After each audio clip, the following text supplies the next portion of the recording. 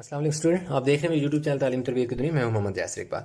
तो स्टूडेंट, हमारे पास question number जो है 6 है, उसमें क्या कह रहा है कि उसने हमें ग्राफ पे ए बी सी तीन जो है ट्राइंगल दे दिए हैं।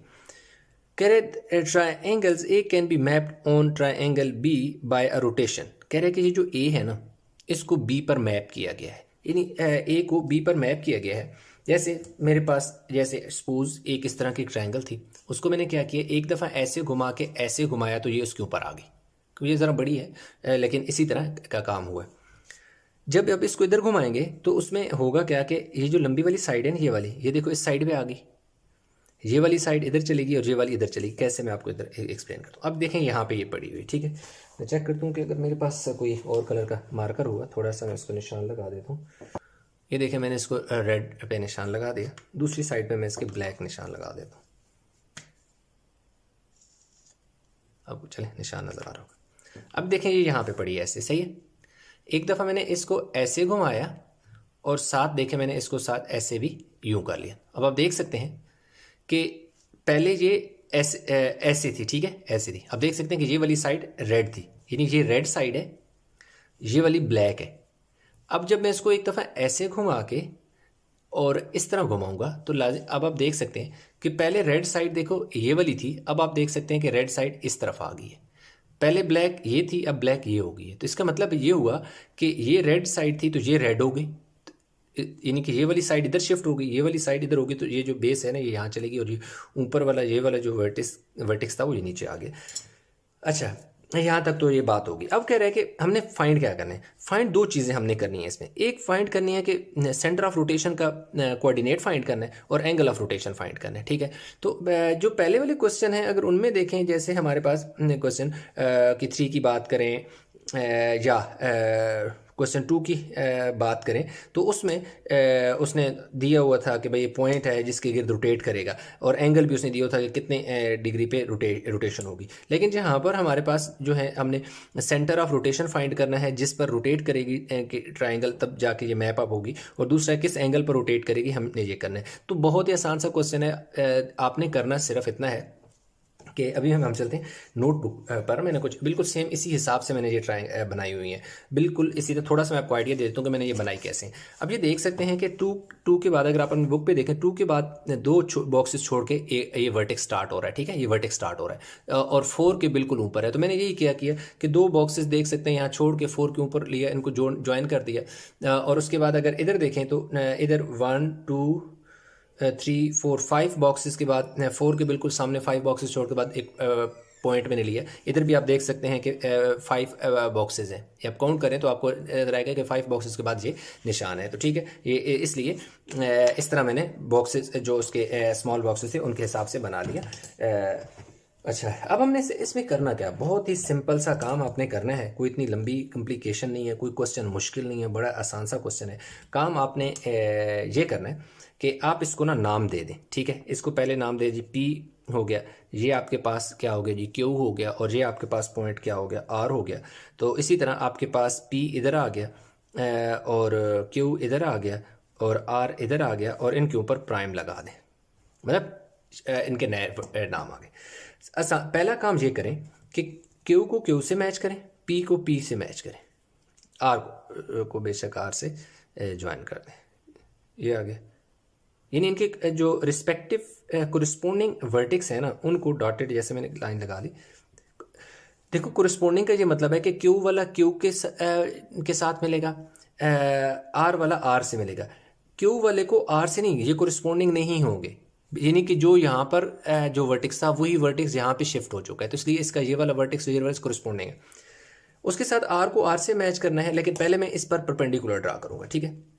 जो आपने क्यू और क्यू प्राइम को ज्वाइन किया है ना, आप सिंपल क्या करें कि इसको हाफ से ज़्यादा खोल लें। जैसे कि आप देख सकते हैं कि मैंने हाफ से ज़्यादा इसको ओपन किया हुआ है, यानी जितनी लाइन क्यू क्यू डैश लंबी है ना, उसके तकरीबन आधे से ज़्यादा खोलें। एक वर्टेक्स इस क्यू और क्यू प्राइम के ऊपर लगाएं और एक क्या लगा लें, नीचे लगा लें। बेशक थोड़ा लंबा लगा लें ताकि बाद में कटिंग आसानी से हो जाए। अब क्यू से क्यू पे रखें, पहले वाले को काट दें, इधर भी काट दें। अभी देखो ये थोड़े से कटिंग नहीं कर रहे, तो कोई बात नहीं, अब वापस उस पहले वाले पे आए, इस वाले को थोड़ा इधर बढ़ा दें और इस वाले को भी बढ़ा दें। अब देखो ये दोनों एक दूसरे को कट कर रहे हैं, जहां पर एक दूसरे को कट कर रहे हैं वहां पर एक डॉट लगा लें दोनों तरफ, और डॉट के बाद इन दोनों को क्या कर लें, ज्वाइन कर दें। तो अब देख सकते हैं कि ये दोनों 90 डिग्री पर क्यू और क्यू प्राइम को कट कर रहे हैं। ठीक है, एक लाइन से इनको ऐसे करके एक ज्वाइन कर दिया। अब ज्वाइन हो गया इनका काम। अब आपने क्या करना है कि पहला काम आपने ये किया कि क्यू और क्यू प्राइम को आपस में जोड़ा और इस पर परपेंडिकुलर कर दिया। अब आपने यही काम करना है कि आर और आर को जोड़ दें, आर और आर प्राइम को आपस में जोड़ दें। ये देखें जी, आर और आर प्राइम को मैंने आपस में जोड़ दिया। जोड़ने के बाद इस पर भी परपेंडिकुलर आपने बाइसेक्टर ड्रा करना है, यानी राइट बाइसेक्टर भी। अब देखो हाफ से ज्यादा जो ओपन हुआ है नजर आ रहा है आपको, एक आपने ऊपर लगा लिया और एक इसके नीचे लगा लिया।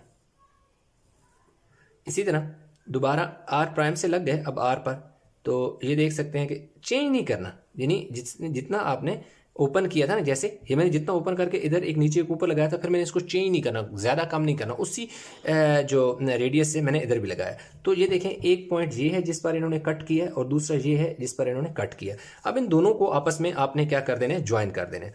जब आप इन दोनों को एक दूसरे के साथ ज्वाइन कर दोगे तो एक और परपेंडिकुलर बाइसेक्टर आओगे। अब आपको सेंटर ऑफ रोटेशन है, ठीक है जी। सेंटर ऑफ रोटेशन आपका मैं यहां पर लिखता हूं जी, centre of rotation, centre of rotation, centre of rotation, और फिर इसके सेंटर एंगल, दूसरा है एंगल ऑफ रोटेशन। मेरे पास ये दोनों मैं हेडिंग लिख लेता हूं, फिर मैं आपको यहाँ एंगल ऑफ रोटेशन,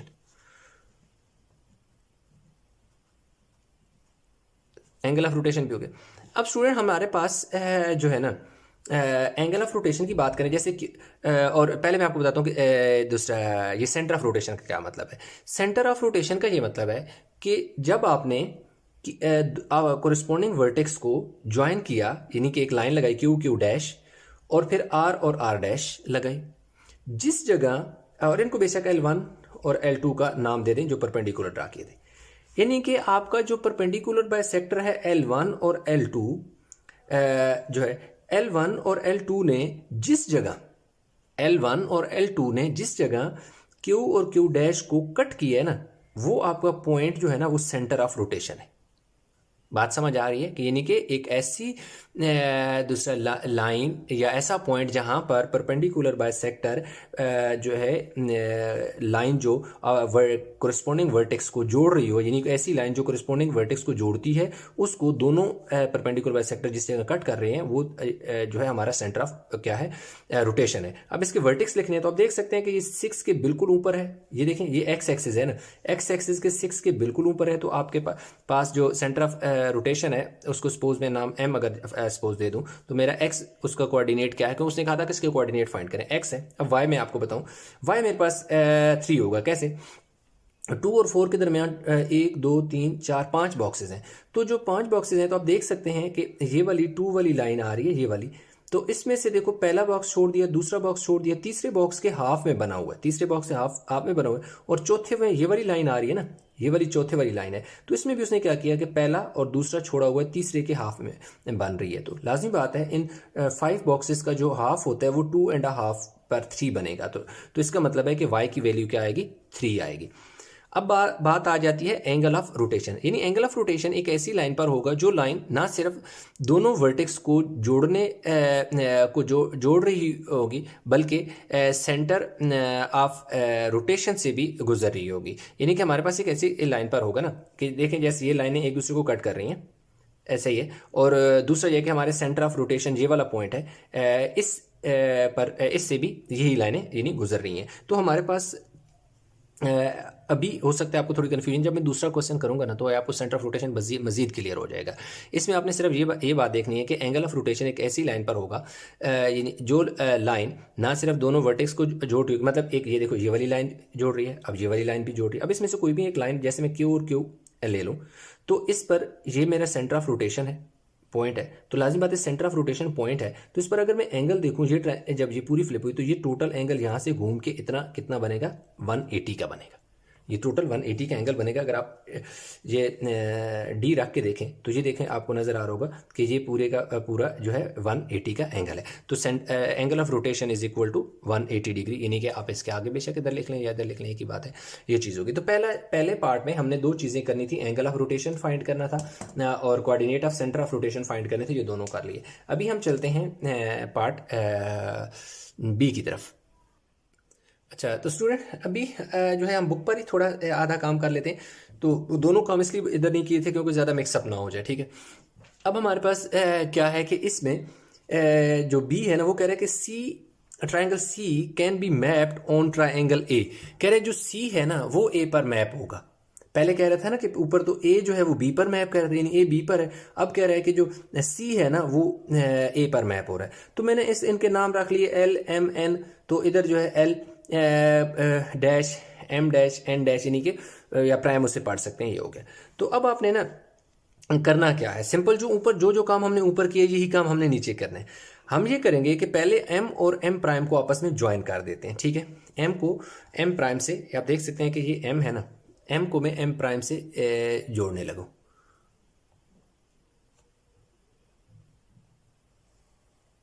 ये देखें एम को मैंने एम प्राइम से क्या कर दिया, एक लाइन खींच ली, इनको एम को एम प्राइम से जोड़ दिया। जब मैंने एम को एम प्राइम से जोड़ दिया तो अब मैंने क्या करना है कि इस पर परपेंडिकुलर बाइसेक्टर ड्रा करना है। तो इस पर परपेंडिकुलर बाइसेक्टर ड्रा करना है तो उसके लिए सिंपल सी बात है, मैंने क्या करना है कि हाफ से ज़्यादा, इसके नीचे कुछ रख लूँ बुक के, रजिस्टर रख लेता हूँ ताकि आसानी रहे ना ऐसे।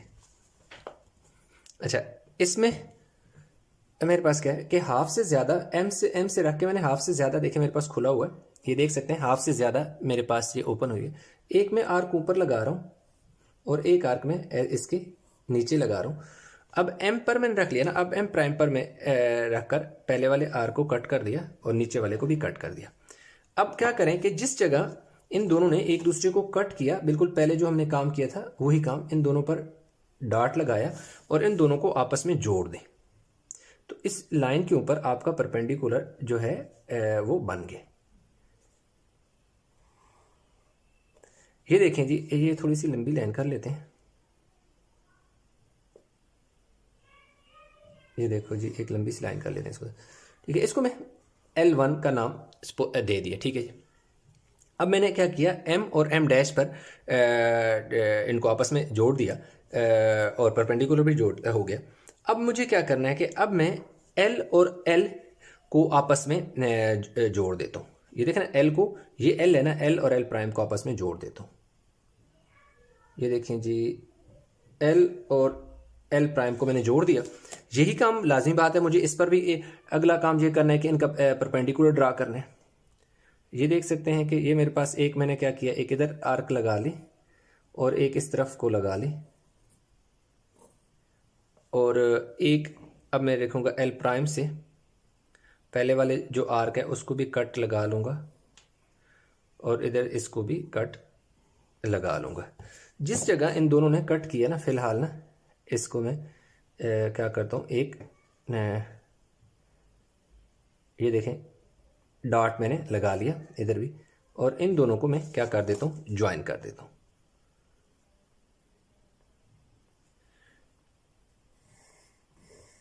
ये आप देख सकते हैं, इसको मैं L2 कह देता हूँ। देखिए जो काम मैंने उसमें किया था यही काम मैंने इसमें किया।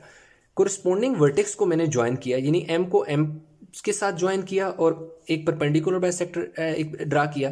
फिर इसी तरह मैंने क्या किया, L को L के साथ ज्वाइन किया और इसके ऊपर भी एक परपेंडिकुलर क्या कर लिया, कर लिया।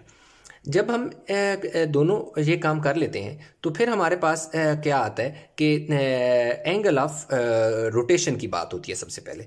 तो जिस जगह ना L1 जो कि ये लाइन है और L2 जो ये लाइन है, जिस जगह ये दोनों एक दूसरे को कट कर रहे हैं ना, वो हमारे पास इसका क्या है, सेंटर ऑफ रोटेशन है, ठीक है जी। इसमें सेंटर ऑफ रोटेशन, तो सेंटर ऑफ रोटेशन देखो ये किस जगह कट कर रहे हैं।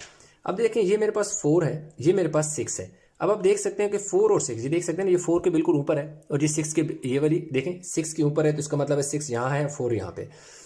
तो 6 और 4 के दरमियान में टोटल 5 बॉक्सेस हैं। इसमें पहला, दूसरा, जो थर्ड बॉक्स है उसके दरमियान में एक पॉइंट हमारे पास आ रहा है। अगर इधर हम बात करें तो यही काम हमारे पास ये हो रहा है कि ये 2 के बिल्कुल सामने आ रहा है, तो इसका मतलब है कि 4 और 6 के दरमियान में पॉइंट बन रहा है ना, तो 4 और 6 के दरमियान में पॉइंट बन रहा है बिल्कुल। 2.5 बॉक्सेस इधर हैं, 2.5 बॉक्स इधर हैं, तो इसका मतलब है कि 3 होगा। तो इसमें मेरे पास जो सेंटर ऑफ रोटेशन होगा, सेंटर ऑफ रोटेशन मेरे पास हो जाएगा जी 6 हो जाएगा। ठीक है, मैं यहीं पर ही लिख देता हूँ सेंटर ऑफ, आपने ऐसे लिख लेना है, सेंटर ऑफ रोटेशन मेरे पास कितना है जी, x की वैल्यू मेरे पास क्या है जी 5 है, और y के बिल्कुल सामने है तो y की वैल्यू 2 है, तो मेरे पास इसका सेंटर ऑफ रोटेशन क्या आ गया, 5 और 2 आ गया। अब मुझे चाहिए इसका एंगल ऑफ रोटेशन चाहिए। तो एंगल ऑफ रोटेशन में मैंने आपको ये बताया था कि एक ऐसा पॉइंट होता है जो सेम यानी वर्टेक्स से गुजरने वाली लाइन के ऊपर होता है। तो अब जैसे कोरिस्पोंडिंग वर्टेक्स पे आप उसे कहते हैं। अब जैसे मेरे पास ये एन है, और इसमें तो पहले जो था ना नीचे वाला, वो तो स्ट्रेट एक लाइन थी, आसानी से नजर आ रहा था, लेकिन इसमें ज़रा थोड़ा सा चेंज है। अब इसमें देखो, अगर ये लाइन में ऐसे लगा लूँ, ऐसे ये नज़र आ रहा है, ये ऐसे लगा लूँ, जबकि मेरा सेंटर ऑफ रोटेशन जो है वो यहाँ पर आ रहा है। तो मैं अगर इन दोनों को ऐसे ज्वाइन कर लूँ तो ये तो एंगल में नहीं निकाल पाऊंगा।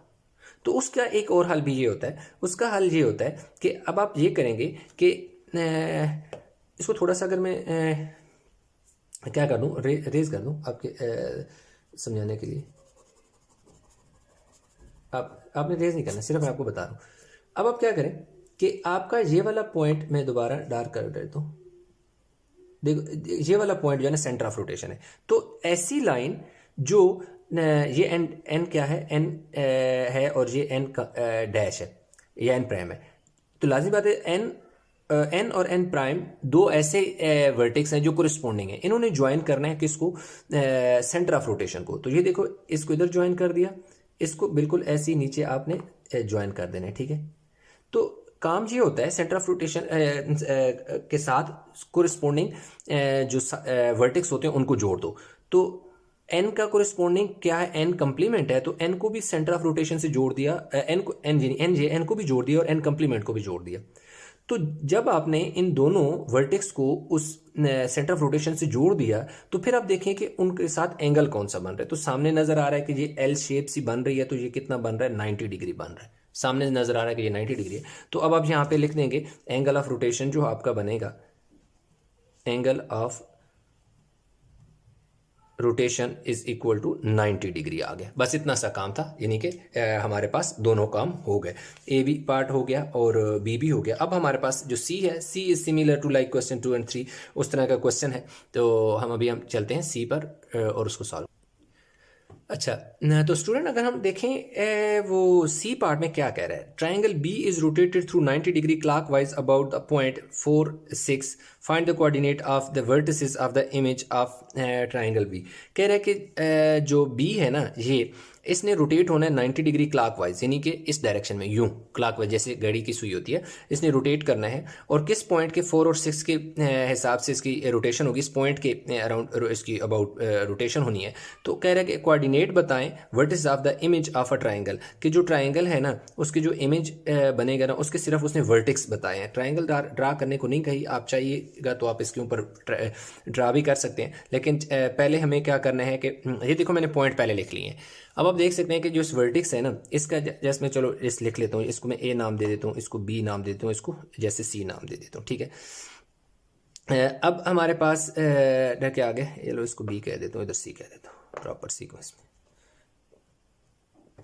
A B C. अब आप देख सकते हैं कि इसका मैंने 8 और 4 लिखा। कैसे, ये देख सकते हैं कि बिल्कुल 8 के ऊपर है ये वाला पॉइंट, एक्स एक्सिस, ये एक्स एक्सिस है ना, एक्स की हमेशा कोऑर्डिनेट पहले लिखते हैं 8, और देखो 4 के बिल्कुल सामने, तो 8 4। इसी तरह अगर यहाँ पे बात देखें तो हमारे पास ये देखिए 8 और ये क्या है 10 है, और इसका डेफिनेटली ये कितना होगा, ये 12 होगा। तो इसका मतलब है कि ये कहीं दरमियान में इसके 11 है, और 11 कितना होगा, 2.5 बॉक्सेस होगा, यानी ये 2.5 बॉक्सेस क्या होगा, क्योंकि टोटल 5 बॉक्सेस हैं, तो इन 5 बॉक्सेस के बिल्कुल मिडल में 2.5 बॉक्सेस जो है 2.5 बॉक्सेस क्या होगा, 11 होगा। तो अब आप देख सकते हैं कि ये बिल्कुल 1, 2 और ये इसके तकरीबन जो है हमारे पास इसकी x की वैल्यू 11 आ रही है, ठीक है, 11 एंड 11 12, 11 से थोड़ी सी ज़्यादा, लेकिन मैंने इसको राउंड ऑफ करके 11 लिख लिया, ठीक है जी। तो आप इसको बेशक 11 ही ले लीजिएगा। और इसके अगर देखे जाए पॉइंट, तो इसमें मेरे पास देखो ये 10 के बिल्कुल ऊपर है, तो इसलिए x की वैल्यू 10 है, और 2 के बिल्कुल सामने है, तो इसकी वैल्यू क्या है, 2 है। अब सबसे पहला काम ये देखना है कि जो पॉइंट जिसके अबाउट रोटेशन होनी है, ये वाला पॉइंट ये ओरिजिन पे है या नहीं है। तो ये लाजिम बात है, ओरिजिन यहाँ पे, जबकि ये तो यहाँ पे तो ओरिजिन पे नहीं है, तो इसको पहले ओरिजिन पे शिफ्ट करना पड़ेगा। तो उसके लिए बहुत आसान सा काम है, हम पहले क्वेश्चन जो कर चुके हैं उन्हीं के हिसाब से, जैसे ये बेसिक लेवल में क्वेश्चन थे उसमें।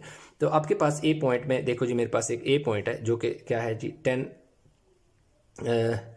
अच्छा मेरे पास, चलिए इसको मैंने 10 और 2 लिख लिया।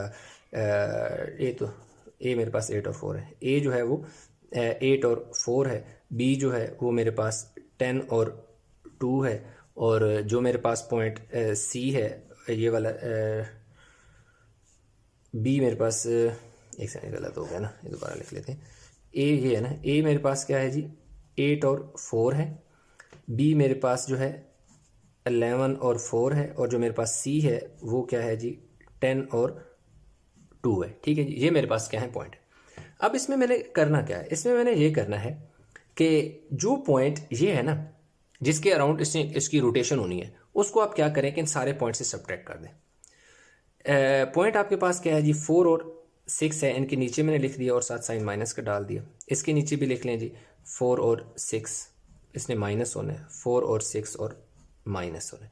8 माइनस 4 जो है ये ए नाट हो जाएगा, 8 माइनस 4 क्या हो जाएगा जी माइनस नहीं प्लस 4 हो जाएगा, ठीक है। और दूसरा जो है 4 माइनस 6, तो ये माइनस 2 हो जाएगा जी, ठीक है। अब इसकी बात करें, 11 में से 4 गए तो ये हमारे पास आ जाएगा जी 7 हो जाएगा, और 4 में से 6 गए तो -6, तो क्या आ जाएगा -2 हो गए। नेक्स्ट अगर हम बात करें इसकी, तो इसमें हमारे पास 10 में से 4 गए तो कितने बचे जी 6 बचे, 2 माइनस 6 तो कितना बचा जी -4 बचा। तो इस तरह हमारे पास जो पॉइंट आए हैं वो 6 माइनस यानी कि 4 माइनस 2, 7 माइनस 2, और जी अब इनकी जो है ना सेंटर इनका, जब आप पॉइंट गिवन जो वर्टिक्स होते हैं, जब उनमें से जो सेंटर ऑफ रोटेशन वाला जो पॉइंट होता है उसको सब्ट्रैक्ट करते हैं, तो इनका सेंटर आपका यानी कि शिफ्ट हो चुका होता है, यानी ओरिजिन पे शिफ्ट हो चुका है। अब आपने क्या करना होता है, इस पर रूल लगाना होता है, रोटेशन का रूल। अब वो रूल ये कहता है कि अब क्योंकि उसने कहा हुआ है कि 90 डिग्री रोटेशन होनी है, तो रूल क्या कहता है, फॉर 90 डिग्री कौन सी रोटेशन होनी है, क्लॉकवाइज। अगर क्लॉकवाइज होनी है तो फिर रूल कौन सा लगेगा, क्लॉकवाइज अगर रोटेशन होनी है, फॉर 90 डिग्री क्लॉकवाइज रोटेशन उसके लिए आपका पॉइंट जो होना है ना, यानी एक्स और वाई, अगर आपके पास एक पॉइंट है और उसको आपने रोटेट कराना है 90 डिग्री क्लॉकवाइज, तो वो हो जाएगा जी changes to y minus x, यानी पहले वाले पॉइंट जो पहला वाला जो वर्टेक्स है उसको सॉरी कोऑर्डिनेट है उसको सेकंड पे शिफ्ट कर दो, सेकंड वाले को फर्स्ट पे शिफ्ट कर दो। तो जो फर्स्ट वाला सेकंड पे जाएगा तो उसके साथ साइन माइनस का लगेगा।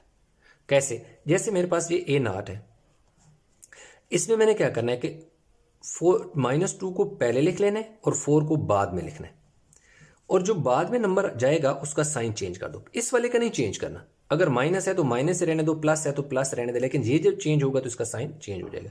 इसी तरह ये -2 पहले आ जाएगा और 7 बाद में आ जाएगा, लेकिन साथ 7 के साथ साइन माइनस का भी आएगा। फिर इसी तरह अगर इसकी बात करें तो -4 को पहले लिख लो और 6 को बाद में लिख लो, और 6 के साथ साइन क्या लगा दो, माइनस का लगा दो। तो इस तरह हमारे पास यहाँ तक जो बात है वो होगी है कंप्लीट कि भाई इनकी हमने रोटेशन क्या कर दी, करा दी। अब लाजमी बात है हमने उसे अपनी असली हालत में वापस लेके जाना है कि जो हमने इसमें से सब्ट्रैक्ट कराया था सिर्फ शिफ्ट करने के लिए, दोबारा आप ये करें कि यही नंबर इनमें क्या कर दोगे, ऐड कर दोगे। जब ऐड कर दोगे आपके पास एक्चुअल असल में कोऑर्डिनेट जो होंगे जिस हालत में हमें चाहिए थे उसमें शिफ्ट हो जाएंगे। अब यही पॉइंट जो 4 6 है अब इन वाले में ऐड करते जाओ। जब अब ऐड करोगे तो अब आपके पास क्या हो जाएगा, 4 में से 2 गए तो 2 आएगा, 6 में से 4 गए तो यहाँ पे भी 2 आएगा। तो आपका एक पॉइंट जो है इसको बेशक मैं एक कम्प्लीमेंट दे देता हूँ। अब इसमें भी मैंने क्या करना है, प्लस कर देना है 4 और 6 को, तो मेरे पास जो बी कम्प्लीमेंट आ जाएगा 4 में से लाजमी बात है +4 -2 तो +2 ही बचेगा। 6 में से 7 यानी -7 + 6 तो -1 आ जाएगा। अब इसमें मैंने क्या करना है कि प्लस करना है 4 और 6 को, तो जो सी कम्प्लीमेंट आ जाएगा +4 -4 0 +6 -6 0 हो जाएगा। तो इस तरह मेरे पास जो पॉइंट है वो इनके आ गए हैं, नए वाले जो कोऑर्डिनेट हैं।